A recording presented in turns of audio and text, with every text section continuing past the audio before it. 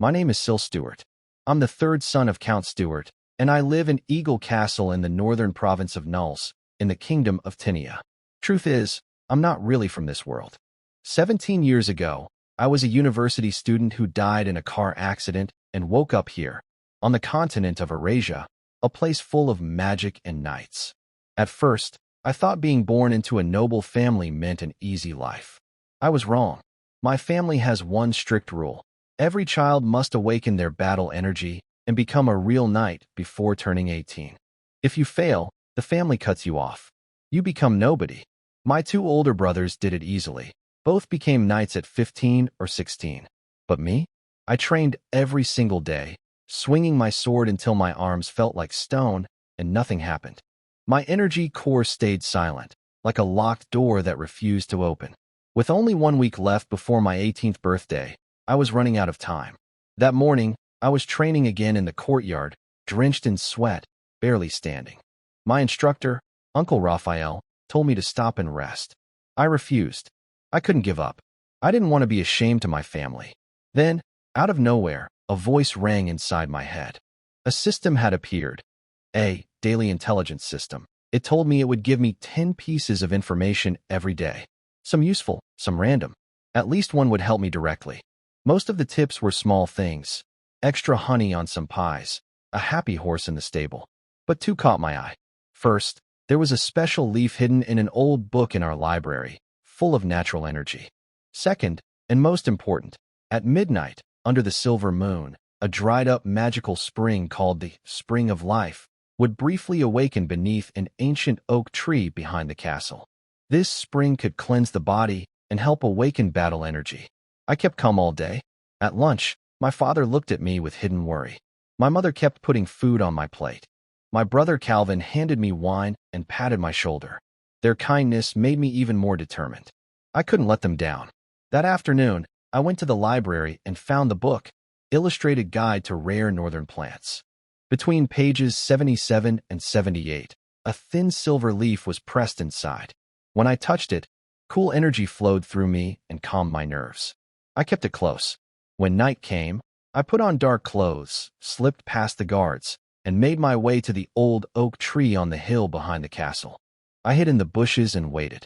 When the silver moon reached its highest point, something amazing happened. Thin threads of starlight came down from the sky and gathered at the tree's roots. The ground began to glow green. The air smelled fresh, like earth and grass after rain. The dried spring came back to life. A small pool of shimmering, star-filled water. I didn't wait. I jumped in. The pain hit me like fire. Every muscle tore, every bone shook, every vein burned. Dark, dirty sweat poured from my skin as the spring cleaned my body from inside. It was the worst thing I'd ever felt. But I held on. I used my family's eagle breathing technique, pushing that wild energy toward my sealed core. Once, twice, 3 times, each try hurt more than the last. Then, with everything I had, I slammed against that final wall inside me. It broke. Battle energy burst out like a river smashing through a dam. It was warm, alive, and powerful. For the first time in my life, I could feel real strength flowing through me. I sat under the oak tree, exhausted but smiling. The spring faded away as if it had never existed. But I knew my life had changed forever. 7 days later, the whole family gathered in the great hall for my ceremony. The eagle banner hung from the ceiling. My father sat in his formal clothes. My mother watched with proud, teary eyes. I stood in the center, wearing my new knight's uniform. I raised my hand, and a faint golden light swirled above my palm, steady and pure. The hall erupted. Cheers, applause, and relief filled every corner. My father stood and spoke in his deep voice. Sil Stewart has gathered his strength and become a true knight. His hard work brings honor to our name. For the first time, I saw real joy on his face. The celebration lasted all afternoon. People came to congratulate me, one after another. I smiled and thanked them all. After years of struggling in silence, I had finally earned my place. After the celebration died down, a servant came to tell me my father wanted to see me in his study. I knew this would be serious. Inside, it was just my father and the firelight. He told me he was proud of me, then laid out 2 choices for my future. The first option was to stay home, join the family's night order, and work my way up, safe and steady. The second was to become a pioneer knight, to sail north to a wild island called Tanya, claimed by our kingdom but barely settled. I'd have to build new lands from nothing. Many nobles who tried before me had failed. Some lost everything. Some never came back. But my system had already shown me something that morning. Among the 10 pieces of daily information, one stood out. On the eastern part of Tanya Island, there was a freshwater spring that never dried up, surrounded by mountains on 3 sides. A perfect place to build a territory. There were other useful hints too. A talented boy was arriving at the slave market in our nearby town. And back at the ancient oak, a strange seed had appeared where the spring of life had been. I looked my father in the eye and told him my choice. I would go to Tanya Island. He asked me why. I explained that our family's resources should go to supporting my older brother and strengthening our northern lands. I'd only be a small help here. But out there, I could build something new and bring fresh honor to the Stewart name. I told him an eagle should soar, not hide in its nest. He was quiet for a long time. Then he stood, walked over, and put his hand on my shoulder. His voice shook just a little when he said he was proud. He promised the family would prepare everything I needed and hold a farewell ceremony in 3 days. Back in my room, my maid Avril brought me soup. She'd always been kind to me, even during my worst days. I asked her if she wanted to come with me to Tanya Island. She looked almost scared, not of the journey, but of being left behind. She said she'd follow me anywhere.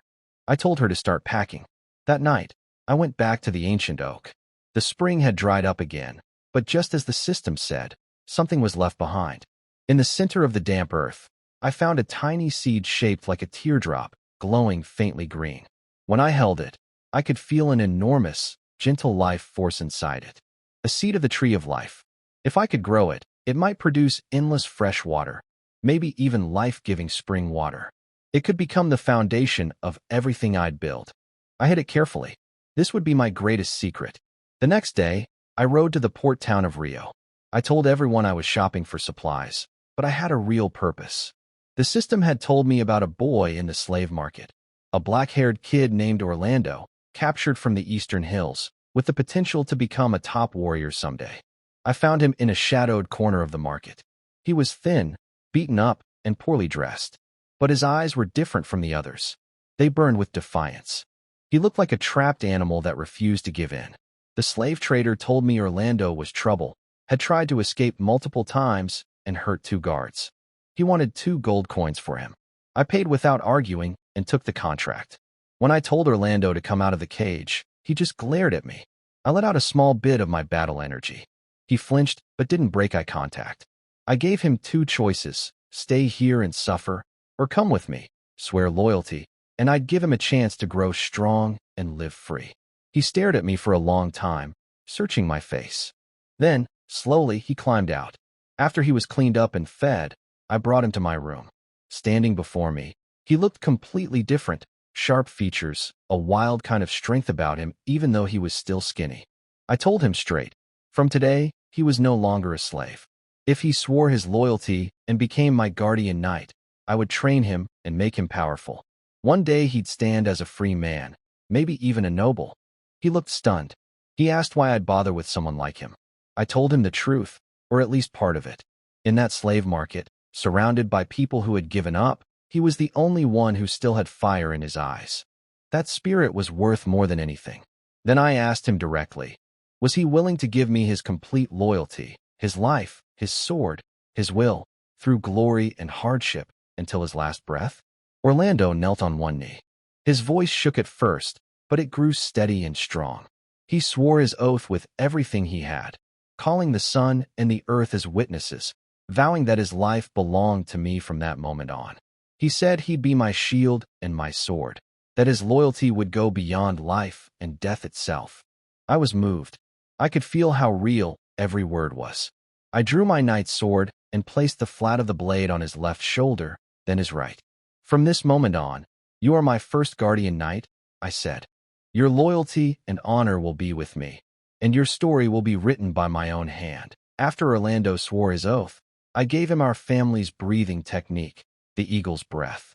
In this world, that's the highest gift a lord can give. It also means he can never betray me. If he does, Every noble in the land would hunt him down. I handed him over to Uncle Raphael for training, then went to see my father. The 3 days had passed, and my decision to become a pioneer knight had stirred up talk in the family. Most people admired my courage. When my father handed me the list of resources, I nearly lost my breath. 50 elite knights in full armor, 200 trained knights in their prime, 600 promising trainees. Uncle Raphael himself would come with me. On top of that, a platinum-grade sword, 50,000 gold coins, 2,000 farmers, 3,000 laborers, and all kinds of skilled craftsmen, plus a full year's worth of food and supplies. I didn't know what to say. This wasn't just resources. It was my family's love and trust written on parchment. My father told me the rest was up to me, my wisdom, and my courage. He said to let the Stuart Eagle banner fly on the shores of Tanya Island. I went straight to the training ground to meet my new order. I had already chosen a name for them, the Radiant Eagle Knights. They stood in perfect rows. The 50 elites at the front, scarred and sharp-eyed, wearing armor carved with eagle emblems. Behind them, 200 full knights, steady as trees. And at the back, 600 trainees, young, eager, gripping their weapons tight, trying to look as tough as the veterans ahead of them. Nearly 900 people, completely silent, waiting for me. I stepped forward and spoke. I told them people said Tanya Island was the edge of civilization, that we'd fail, that we'd die at sea or be killed by monsters. Then I told them those people were wrong. Tanya Island wasn't the end, it was the beginning. I promised them that every drop of sweat and blood they shed would be repaid with honor, land, and wealth. I drew my sword and pointed it at the sky. I asked them if they were willing to stand with me. 900 voices answered as one. The sound shook the air. Even Orlando, standing behind me with his training sword, was burning with excitement. Raphael looked at me and smiled, just slightly, but I saw it. On the morning we set sail, the whole family came to the docks. The fleet was ready. Our flagship, the Sea Eagle, 5 transport ships, and 2 warships. Knights boarded in silence. Farmers and craftsmen carried their belongings, faces caught between fear and hope. My mother's eyes were red. She whispered her last reminders. My brother Calvin hugged me tight and slipped me a scroll of training notes. My father just patted my shoulder and looked at me. He didn't say much, but I could see everything in his eyes, trust, pride, and worry he couldn't hide. Right then, the system spoke again. It told me something that made my heart race. The bosun on my ship, a quiet old sailor named Silly, was actually the famous Captain Silov, known as the Gray Falcon. 20 years ago, he'd sailed all around Tanya Island. He knew every current, every reef, every hidden bay and smuggling route. There was more. Among some decorative seeds my mother had tucked into my luggage, one was real, a spore of the silverleaf fern. It only grows in places rich with magic, and its leaves are a key ingredient for high-grade magic potions. Combined with the silver moon fish the system also pointed me toward, I'd have everything needed to make advanced potions, useful for training my people and selling for profit. After one last look at Eagle City, I turned and walked onto the ship without hesitation. Set sail, I called from the bow.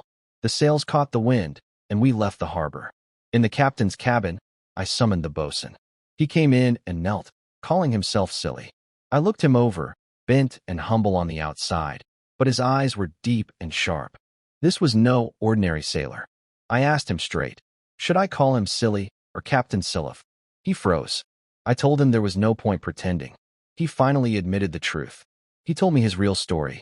He'd once had a fiancée, a kind, beautiful woman, but a baron named Hilo had taken her by force and killed her. Silov had wounded the baron in a rage, then spent years hiding under a false name to escape being hunted. Eventually, he ended up in my fleet as a common sailor. He said he'd accept whatever punishment I gave him. I told him I wouldn't punish him. I admired his courage and his loyalty to the woman he loved. I offered him a deal, serve me faithfully, and I'd help him get his revenge one day. He stared at me in shock. Then he knelt again, hands crossed over his chest, and swore himself to me completely. I made him captain of my fleet on the spot. With his knowledge of Tanya's waters, our journey would be far safer than anyone expected. Standing at the bow, watching the waves stretch toward the horizon, I felt ready. I had my knights, my system, my secrets, and now a legendary captain. Tanya Island was waiting, and I was coming to claim it. With Siliv now loyal to me, I had a skilled captain who knew these waters like the back of his hand. But I wasn't going to waste time. My system had already shown me a huge opportunity. A school of silver moon fish was out there, waiting to be caught. Silver moon fish are incredibly valuable. Inside their heads is a crystal used to make advanced magic potions. Combined with the silverleaf fern spore I already had, I'd have everything needed to brew potions that could strengthen my knights or be sold for serious money. The only problem was a deep-sea monster lurking nearby. I gave Siliv the coordinates, 130 kilometers ahead, then northwest for 80 more. He didn't question me. He just nodded and got to work.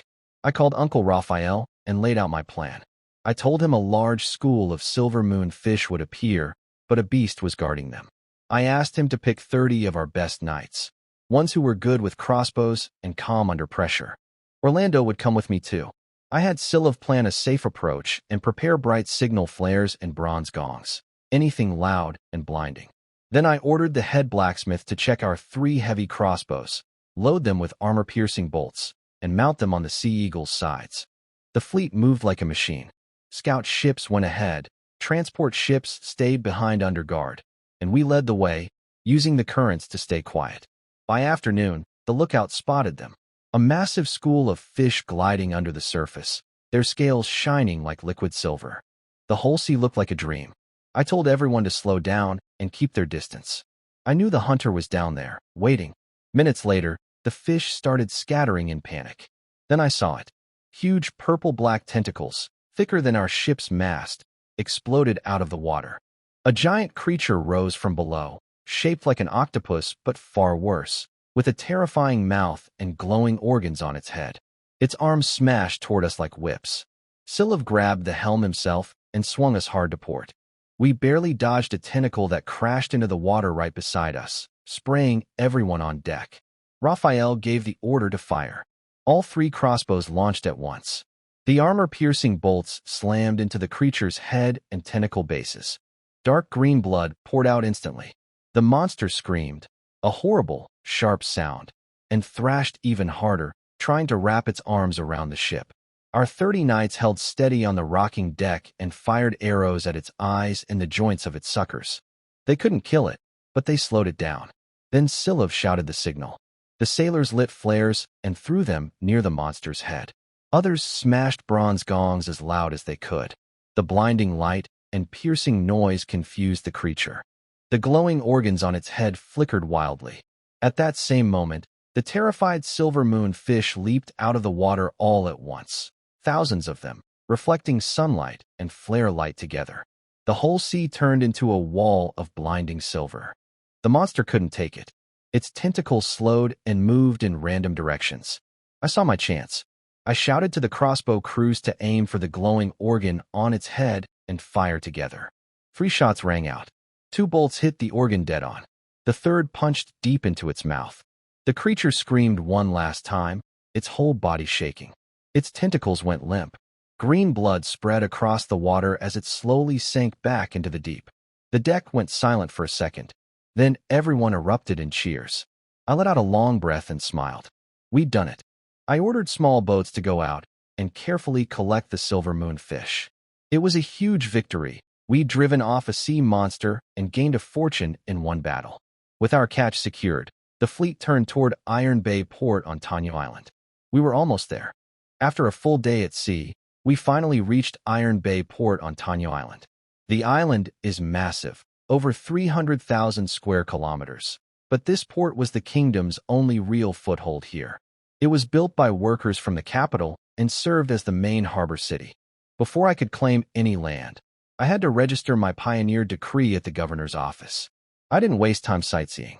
I walked straight through the busy streets with Raphael and Orlando, heading for the governor's mansion at the top of the port, a solid stone fortress that served as both a military base and government building. The governor was a sharp-eyed man named Herbert Green. He looked me over carefully when I entered. He told me he was impressed that a young noble would leave the comfort of a count's estate to come to this wild frontier. He said Tanya Island needed doers, not dreamers. Then he got down to business. He explained the kingdom's system for frontier lords, and I listened closely to every word. Every 5 years, the kingdom sends inspectors to evaluate your territory. If you pass the first review, you get promoted from pioneer lord to baron. The requirements were clear: at least 5,000 people living in your territory, 500 square kilometers of developed land with proper defenses, a town with all the essential buildings, and annual tax revenue worth 5,000 gold coins. After baron comes viscount, then count, then marquis, each requiring bigger territory, more people, a stronger economy, and something extra: royal merit. Merit means doing something outstanding for the kingdom beyond just growing your own land. Mostly it comes from war. To become a viscount, you need 20,000 merit points. For a count, 200,000. As for duke, Herbert leaned in and lowered his voice. That title is reserved for the kingdom's greatest heroes. No fixed number of merit points can earn it. Only the king and his council can grant it, and only for truly irreplaceable contributions. No frontier lord in the history of Tinia has ever become a duke with real power. Even honorary dukes are extremely rare. I memorized every detail. The path from baron to duke was clear but brutal. Herbert signed my documents and handed me my official frontier development permit. From that moment, I had the right to claim up to 100 square kilometers of unclaimed land anywhere on Tanyo Island. Over dinner, the governor shared useful knowledge about the island, its climate, resources, dangerous magical creatures, and the native tribes. He advised me to settle near Wanya Cape, where most surviving lords had built their territories. The land there was flat and relatively safe. If I didn't have my system, I probably would have taken his advice. But I already knew better. The system had shown me a spot to the northeast, a bay with fresh water that never runs dry, surrounded by mountains on 3 sides. That was where I'd build my future. The whole island is enormous, and the existing territories only cover about 60 or 70,000 square kilometers. The rest is untouched, full of hidden resources waiting for someone bold enough to go find them. That someone was going to be me. That morning, the system gave me more useful information. The bay to the northeast had that freshwater spring I'd been waiting for. But it also warned me about trouble. Nearly 5,000 goblins were gathered around iron and gold mines about 20 kilometers north. There was also a herd of unicorn horses near Wanya Cape, which could be useful later. I gave Siliv the order to sail east around the island and head north. When we finally arrived, I understood why the system kept pointing me here. The bay was shaped like 2 giant arms reaching out from steep cliffs, covered in thick forest. Inside those arms was a gentle slope leading inland, backed by tall mountains and facing a calm sea. A natural fortress. I named it Orlof Bay. The moment I stepped onto the sand, I felt something stir inside me. This land was wild and empty, but full of raw life. I split everyone up right away. Orlando came with me to explore inland. Raphael stayed behind to unload supplies and set up camp. My goal was the spring. We followed the valley for half a day, pushing through thicker and thicker forest, until we hit a steep rock wall. There it was, a clear stream flowing from a crack in the mossy stone, forming a crystal pool below. The water was sweet and pure, far better than anything at Iron Bay Port. The terrain around it was perfect for a castle. I was satisfied, but the goblins to the north worried me.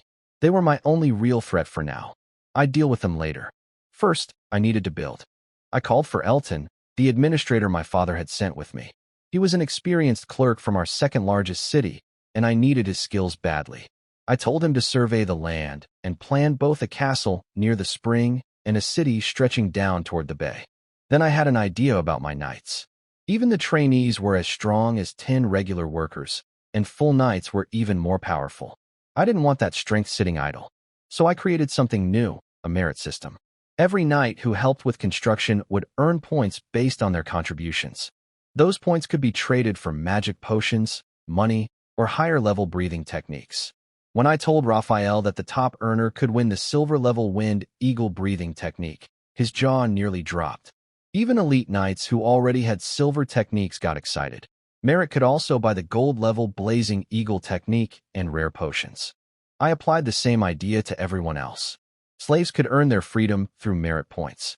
Free citizens could earn land, money, or the chance to send their children to train as knights. No other lord on this island offered anything like that. The effect was immediate. When Raphael announced the system to the knights, A few proud ones grumbled at first. But the moment he mentioned the breathing techniques, every complaint vanished. Eyes burned with hunger. When Elton told the slaves, people who had looked dead inside suddenly came alive. Hope, real hope, lit up their faces for the first time. Construction exploded forward. Elton planned out the territory perfectly.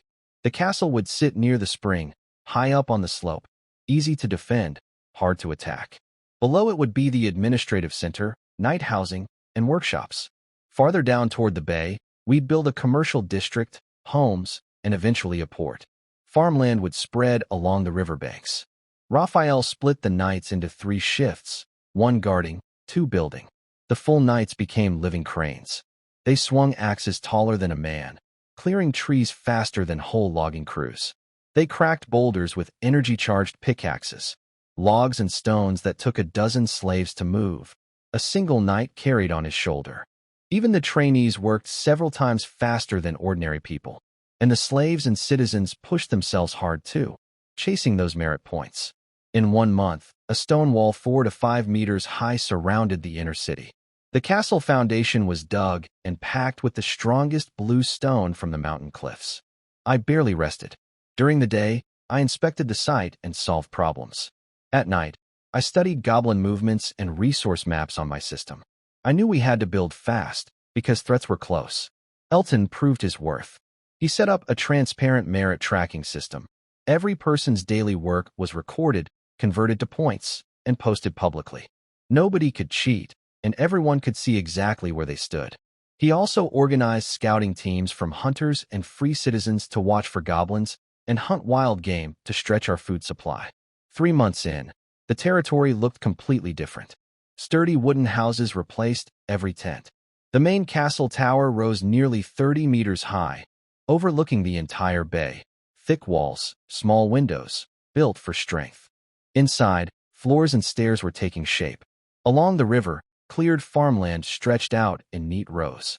We planted fast-growing crops in the rich soil and dug irrigation channels from the spring. When the first green shoots pushed through the dirt, it felt like watching the future come alive. Then the goblins came. Our scouts rushed back one evening with the news. A goblin hunting party of about 50 had appeared at the edge of the northern mountains, less than half a day away. They'd noticed us. Raphael volunteered to handle it. I approved and added goblin kills to the merit system for extra motivation.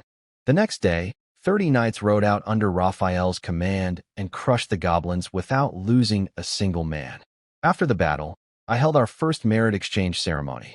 3 slaves who had earned enough points stepped forward, shaking, and I handed them tokens of freedom. They wept. Several citizens received small land contracts and dropped to their knees in gratitude. And the top-ranked knight received the fierce eagle-breathing technique on a sheepskin scroll, right in front of everyone. That moment changed everything. I didn't need to push anyone after that. Every person in my territory, knight, citizen, and former slave, threw themselves into the work with everything they had. They weren't just building my territory anymore. They were building their own futures. 6 months had passed, and my territory was unrecognizable. A square castle of gray-white stone stood tall by the spring, with arrow towers, battlements, and heavy ironwood doors. Inside, I finally had a proper hall, living quarters, warehouses, and barracks. No more tents. The inner city had real stone and wood buildings now, with streets leveled and space saved for future paving. Blacksmiths, carpenters, and tanners filled the air with noise and purpose. An outer city was taking shape too, with the first brave settlers opening shops and building homes. Best of all, we harvested our first crops. The yield was small, but seeing golden wheat and fat tubers growing from our own soil meant we could finally feed ourselves without relying only on stored supplies. From the top of my castle, I could see smoke rising from chimneys, hear voices carrying across the town, and spot small trading ships docked at the port. Even during construction, I'd kept trade going through the bay, exchanging wood and furs for metals and cloth we needed. But the shadow to the north never left my mind. That morning, the system told me something that changed everything.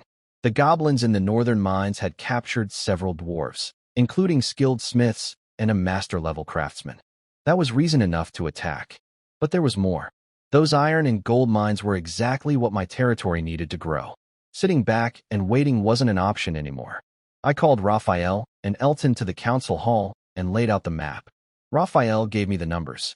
About 5,000 goblins in the mountain caves. Over 1,000 warriors, more than 300 elite fighters, and dozens of oversized big goblins. Leading them were a chieftain as strong as a grand knight, and a shaman with mysterious magic. The weaker goblins didn't worry me, but the leaders and elites were serious threats. Elton admitted we didn't know much about the inside of the mines, their defenses, food storage, or water supply. We'd only been watching from a distance to prevent surprise attacks. I told them both the same thing. We couldn't fight them head-on. We needed a smarter plan. And first, we needed better eyes. I had Raphael pick 3 to 5 of his best scouts. Quiet, sharp, good at hiding. He chose 4, and one stood out immediately, a young knight named Rainer. Thin but bright-eyed, calm and steady. Raphael said he moved like a fox and saw like an eagle. He'd recently earned the fierce eagle breathing technique through merit and was fiercely loyal. I met Rainer myself and told him his mission was the most dangerous work I had. He wouldn't fight. He'd watch the goblins like a shadow in the mountains, then bring back everything he saw and heard. He knelt and swore he was ready.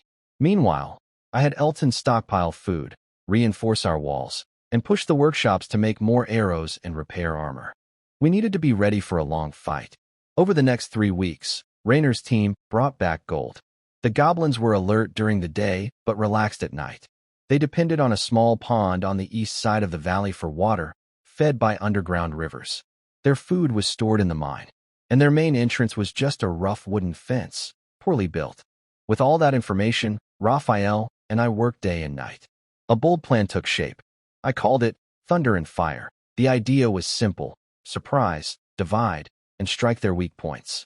First, Orlando would lead 20 apprentice knights along a hidden trail to the mountain ridge above the mines.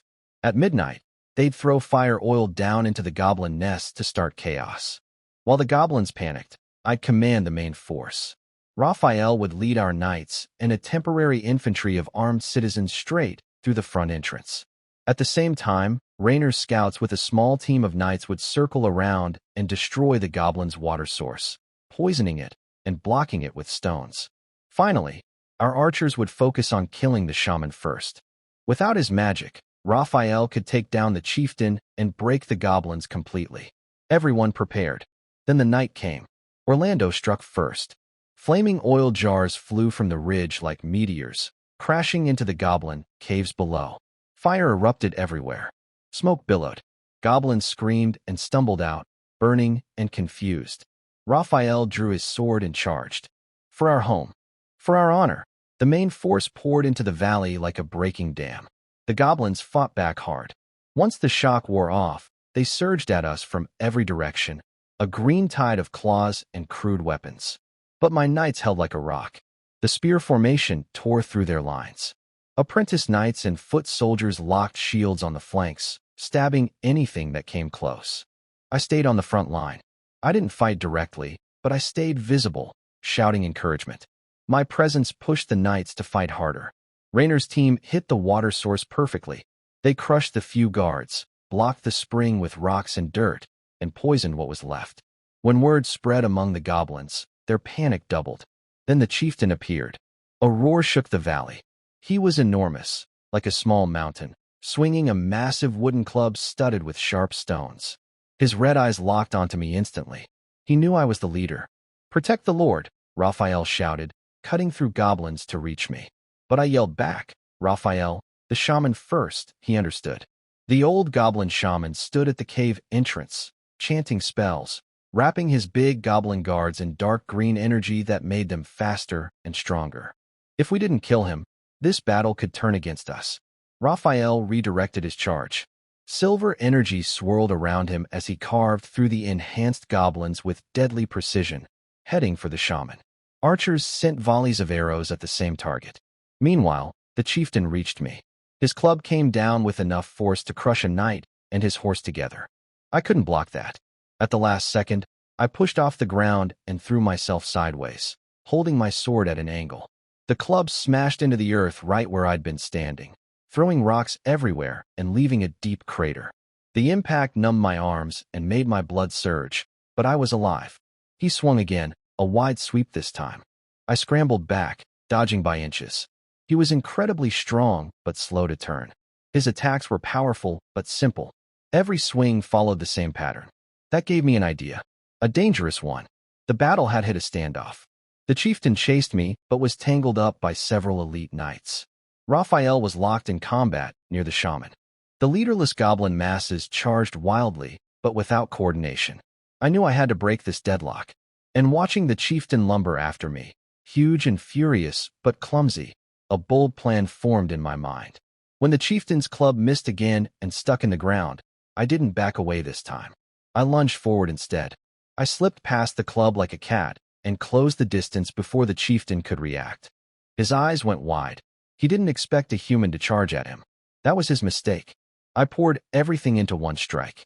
My platinum-grade sword shot forward like a snake and pierced straight into his unprotected knee joint. Green blood sprayed out. The chieftain screamed and dropped to one knee, his massive body tilting from the pain. His guards rushed at me, but Raphael was already moving. He blasted through them with a surge of silver battle energy and charged at the kneeling chieftain.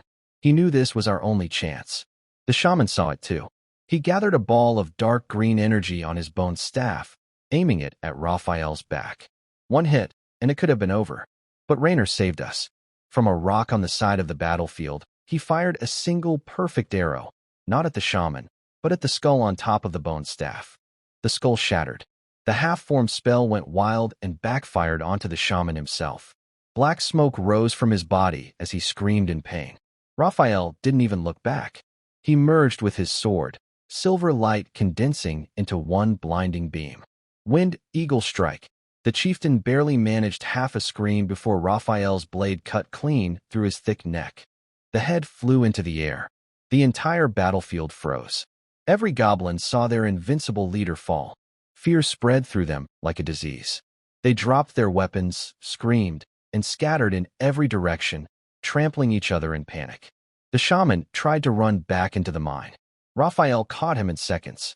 Without his staff or magic, the shaman was helpless. Raphael's sword went through his back. After that, there was no battle left, just cleanup. By noon, it was over. Sunlight broke through the smoke and lit up the field. The air was thick with the smell of blood and burnt flesh. We lost a few apprentice knights, and many were wounded. But compared to the goblin tribe, which was nearly wiped out, this was a clear victory. I stood at the mine entrance and looked out over the conquered land. Pride swelled in my chest. We'd done it. With a smart plan and brave people, we'd removed the biggest threat to my territory at very little cost. Raphael came to me, his armor covered in green blood, but his eyes burning bright. Young Master Sill, we have won, I nodded. Yes, we have. Now count the casualties, treat the wounded, and clean up. Distribute all the loot through the merit system. I turned to Elton, who was already arriving with his logistics team. I told him to clear the mine carefully, check for hiding goblins and traps, then assess how much or was inside and what types. He looked at that mine entrance like he was staring at the future. And he was right. This was where our territory's real growth would begin. But I didn't want to waste these mines the way the goblins had.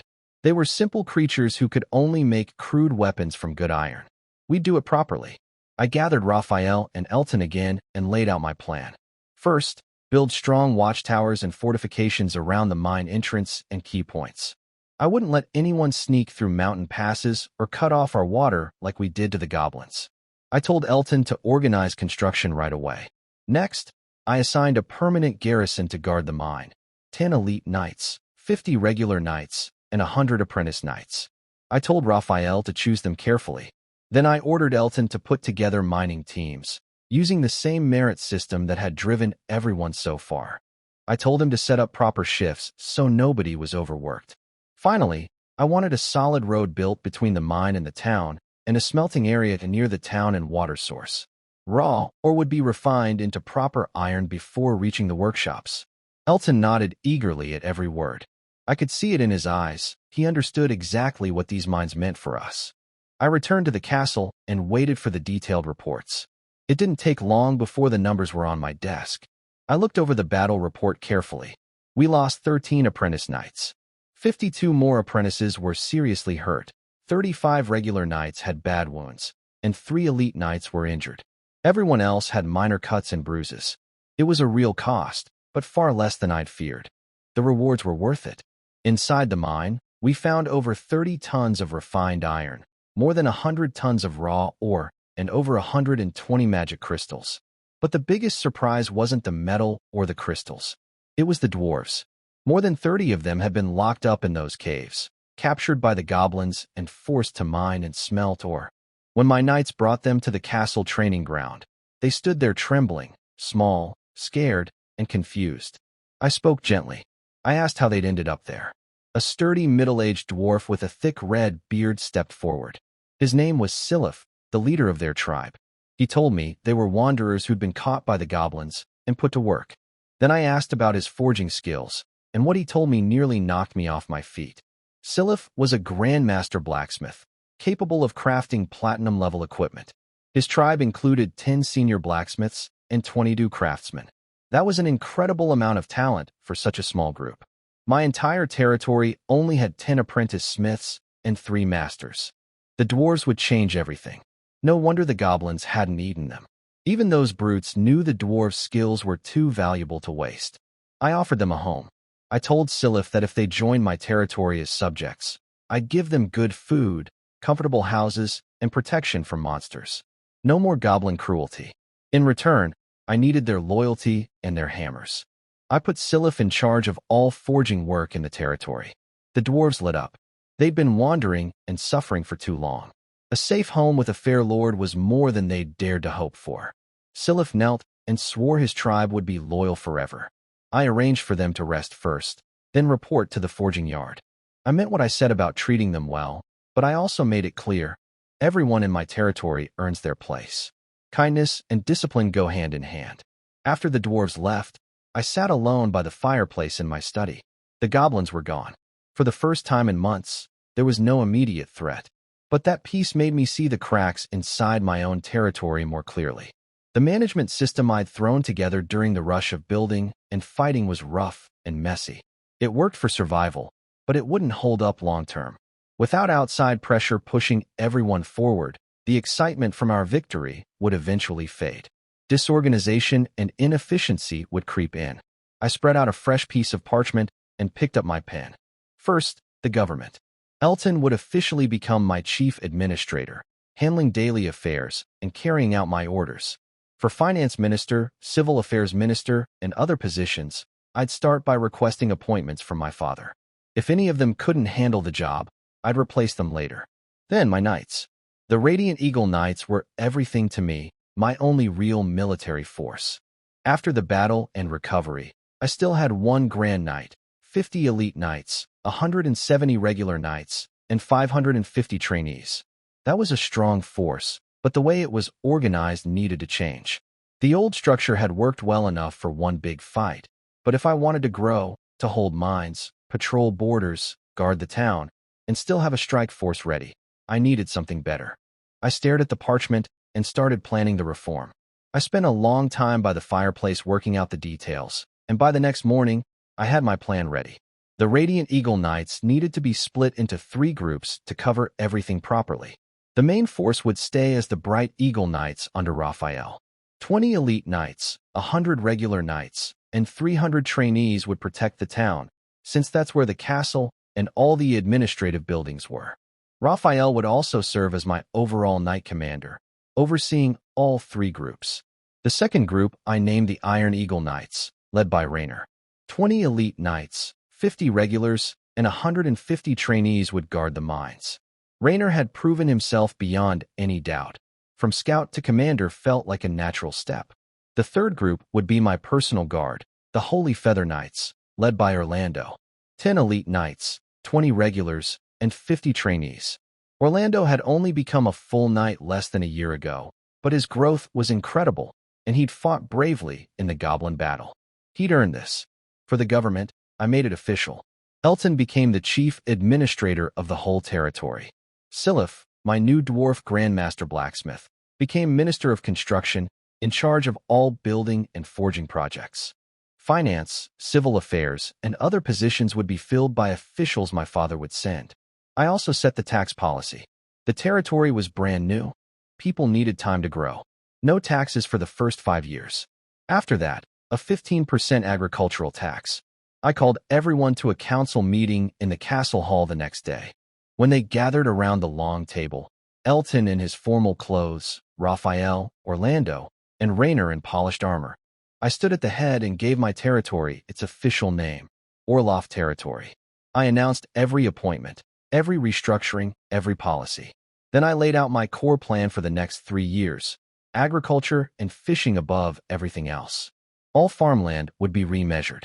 Land reclamation would be encouraged. Settlers could keep everything they grew for the first 3 years before taxes kicked in.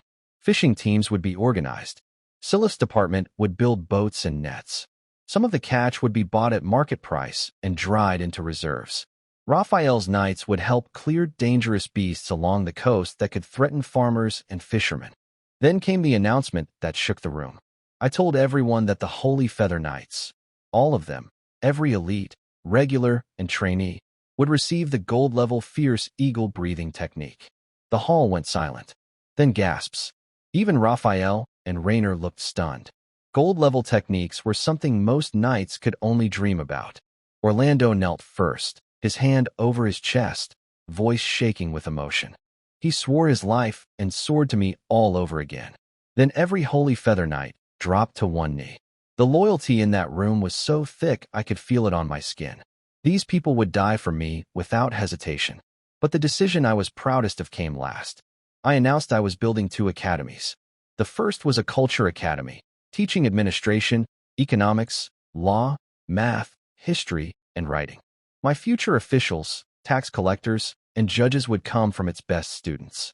Tuition would be 10 silver coins a year, and admission was open to children aged 8 to 18. The second was a Knight Academy, teaching combat, energy control, military leadership, knightly rules, map reading, and beast identification. Any child who wanted to become a knight had to attend for at least 3 years. Tuition was 1 gold coin a year. When I said 1 gold coin, I saw the shock on people's faces. It was a lot for ordinary families. So I explained, the high cost covered weapons, armor, potions, and instructor pay. But then I added the part that mattered most. Any citizen whose family had earned outstanding merit for the territory could send their children to either academy for free. And this applied to freed slaves too. The next day, I stood on a platform in the town square and explained everything to the whole population in simple words. When I talked about farming support, the farmers cheered. When I mentioned the Holy Feather Knight's new technique, people looked toward the castle with awe. But when I announced the academies, especially the part about merit-based free admission and slaves' children being eligible, the square went completely quiet for a moment. Then the loudest cheer I'd ever heard erupted. People were crying.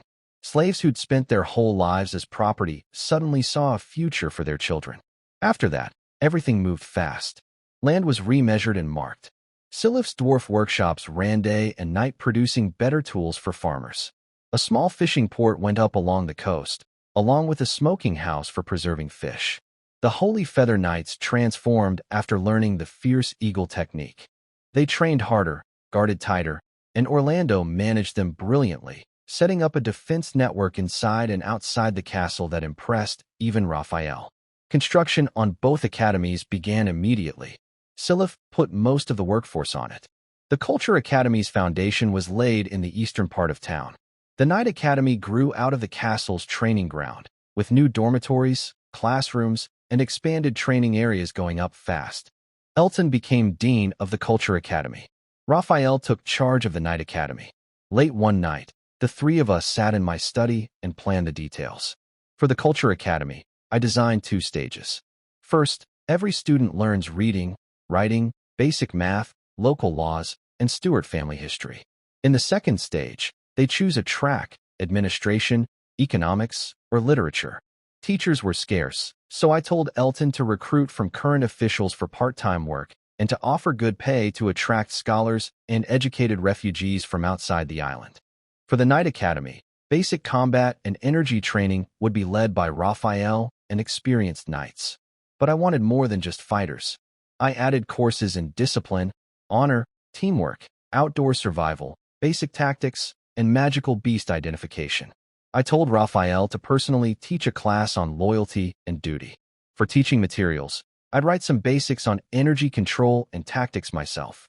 The rest would come from instructors dictating while Culture Academy students recorded it, giving them practice at the same time. I sat back and looked at the plans spread across my desk. 2 academies, a reformed army, a growing economy, a territory with a name and a future. Orlof territory was no longer just a patch of wild land. It was becoming something real. Just as the academy is preparing intensively, a quiet crisis begins to unfold. It is a foggy morning. On the northern part of the island, in a newly built fishing village, urgent bells ring. When the patrol team of the Bright Eagle Knights arrived, they saw only chaos. Several seaside huts were destroyed, large sticky claw marks remained on the ground, along with torn fishing nets and some bloodstains. Fortunately, the fishermen did not go out to sea because of the fog, and only 2 were slightly injured in the chaos. "It's a deep-sea lizard," an old fisherman said nervously to Raphael and Syl as they arrived. "Sir, that creature is as big as the dock. Its claws are like anchors, tough skin and thick flesh. Ordinary swords and knives can't hurt it." It dragged away several of our backup small boats tied at the shore. The deep-sea lizard is a common water elemental monster found along coasts, sometimes attacking fishing boats and beaches. It is very aggressive and has strong defenses. Raphael looked serious. "Young Master Syl, a 5th-level monster like this needs at least a senior knight leading a team, with several elite knights to be sure of defeating it. Should we call some from the Bright Eagle Knights? Or should I go myself?" Syl looked at the fog still lingering over the sea and the frightened expressions of the villagers. He shook his head. "No, Raphael. The Bright Eagle Knights need to stay in the town." A firm look appeared in his eyes. "This is an opportunity, a test for the new system, a way to unite the people." He turned around and ordered Orlando, who was following closely. "Orlando, gather the Holy Feather Knights. Also, issue a Lord's decree. Any free citizen or slave who helps or fights in the expedition against the deep-sea lizard will be rewarded with silver or gold coins based on their contribution. Slaves, depending on their merit, may get reduced sentences or even regain their freedom." "Yes, my Lord Syl." Orlando's eyes lit with fighting spirit, and he immediately went to carry out the order. The Lord's decree quickly spread through the northern region. With great rewards, brave men will come. Plus, the chance to regain freedom is a huge temptation. Soon, several experienced fishermen from nearby waters stepped forward, knowing where the lizard might be hiding in caves. 2 strong young slaves, former warriors of a tribe, also expressed their willingness to fight after getting permission from their guards, hoping for freedom in return. 3 days later, on a day with calmer waves, the expedition began. The Holy Feather Knights all participated, with 10 elite knights and 20 regular knights as the main force. 50 apprentice knights stayed outside to guard and support. The 2 eager slaves were allowed to carry simple weapons and join the fight. Sir Syl personally led the front line with a few elite knights guards in Orlando, which greatly boosted morale. Following the old fisherman's guidance, the team found a hidden sea erosion cave where a deep-sea lizard was eating fish remains. It was large, covered in dark green thick scales, with cold vertical pupils flashing with a fierce light. "Form a formation," Orlando ordered. The Holy Feather Knights, trained in the fierce eagle breathing technique, quickly spread out. Their fighting energy shimmered with a hint of heat, working together to form a simple surrounding circle. The advantage of their gold-level skills became clear. They refined their fighting energy and moved more smoothly. The battle broke out instantly. The deep-sea lizard roared, swinging its strong tail to create a sharp gust of wind. Its huge claws struck down, smashing rocks. "Attack its eyes and belly," Orlando led by example, his sword shining with a brighter fighting energy than usual. He dodged the lizard's attacks skillfully and aimed his blade at its vulnerable eyes. The elite knights held the sides, while the regular knights looked for chances to attack its joints and softer belly. 2 slave warriors showed great bravery. Ignoring danger, they used crude fish spears and knives to slash at the lizard's legs, which supported its body. Though they couldn't cause fatal injuries, they effectively disrupted its movements. The fight was very fierce. One regular knight couldn't dodge in time and was hit by the lizard's tail, causing his armor to dent and him to spit blood as he was knocked back. Immediately, an apprentice knight rushed forward to pull him away from the battle. Fierce eagle slash. Orlando seized an opening, gathering all his fighting energy into his sword tip.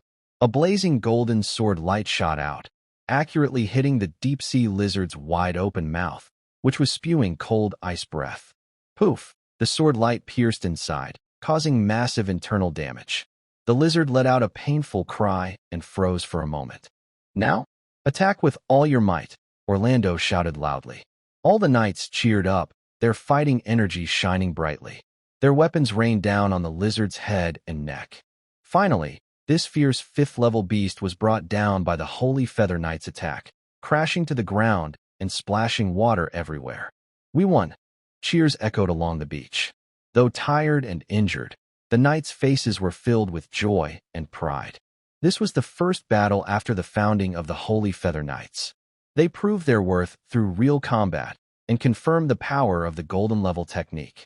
Sir personally checked the injured and ordered them to be sent back to the castle for treatment. Then he approached the two slave warriors, both covered in blood and gasping for breath. They looked at Sir with complex expressions, excitement from the fight and nervousness about the future. "What's your name?" Sir asked. "Sir, I am Goliath," answered the taller one in a deep voice. "My name is Claw," said the scarred one. "Goliath, Claw," Sir looked at them clearly and firmly. "I saw your bravery in battle. You fought to protect the people's property and remove threats from the land. You have earned merit. As I promised, I, Sir Stuart, in the name of the Lord, declare that you are now free citizens." He personally cut the ropes on their wrists that symbolized their slavery with a dagger. "From today on, you are free citizens of the Orlof territory. Everything from the past is wiped clean. As long as you follow the territory's laws and work hard, no one will see you as slaves again. Also," Sir pointed at them, "as a reward for your bravery, I will allow you to join the Knight Academy to train, and each of you will receive 1 gold coin." Goliath and Claw were stunned. Then, overwhelming joy and disbelief filled their hearts. They were free. Not only free, but also given the chance to enter the Knight Academy. The two knelt down with muffled voices, tears in their eyes. "Thank you, Lord. Thank you for your kindness. We swear eternal loyalty to you." The villagers and knights around watched this scene, deeply moved. The Lord's promise had truly been fulfilled. Achievements could really change one's fate. An unprecedented hope and motivation grew in many hearts, especially among the slaves and the lower-class free citizens. Since the defeat of the deep-sea lizard, news of Goliath and Claw receiving Sir's reward and being allowed to study at the Knight Academy spread quickly within the territory, sparking great excitement. The villagers worked hard to earn merit, building houses and streets rapidly, and soon the town was filled with new structures. 3 months have passed. Now, with a more organized and standardized administrative system, office work is no longer complicated. Responsibilities are assigned to specific people, so there is no confusion about duties. Under this administrative system and the development of the territory, a development report and a night training plan were sent by Elton and Raphael to the castle study in the evening, preparing to report their progress to Syl. "Young Master Syl, we have compiled the results of nearly 9 months of development. Now, we are here to report to you." Elton respectfully handed the report to Syl. Syl looked at the report, nodded, and signaled Elton to continue. He also wanted to know how the territory had developed during this time. Elton nodded and continued. "In these 9 months, although the first half was mainly spent building basic infrastructure like walls to defend against goblin threats, we also kept working on farmland. During this period, we built over 3,000 houses and planned the inner and outer city areas, as well as the castle zone.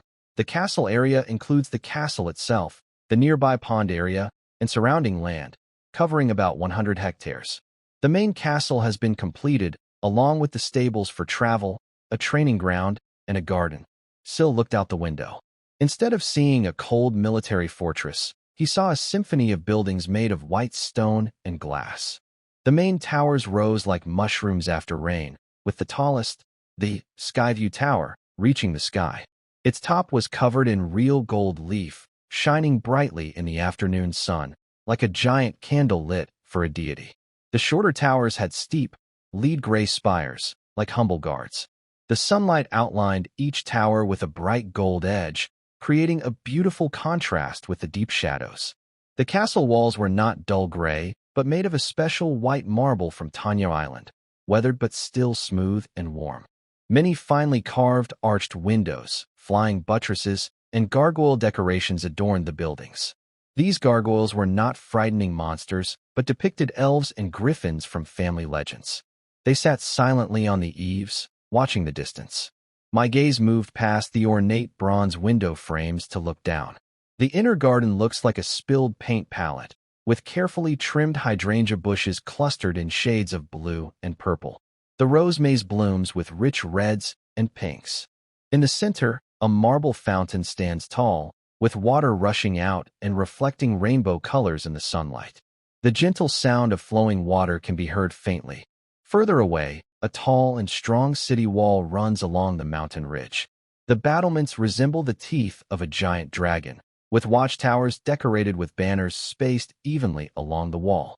At this moment, a blue flag embroidered with the symbol of raven carrying a sword flutters in the breeze, declaring the land's ownership to all the people. Outside the city wall, the view opens up. My territory, fertile fields, dense forests, and winding rivers like silver ribbons, stretches all the way to the horizon, shrouded in a misty, lively green. Syl and the two others, Elton and Raphael, walk to the castle's watchtower. They look out over the lively land below, which is bursting with vitality, a vibrant scene unfolding before their eyes. Once barren land is now neatly divided by crisscrossing dirt roads. Over 3,000 wooden and stone houses stand side by side. Though simple and uniform in style, the sturdy chimneys puff out gentle smoke, giving life to this new city. More than 6,000 residents, including farmers, free citizens, slaves, and others, live here. Near the tall wooden walls, the bustling workshop area is lively.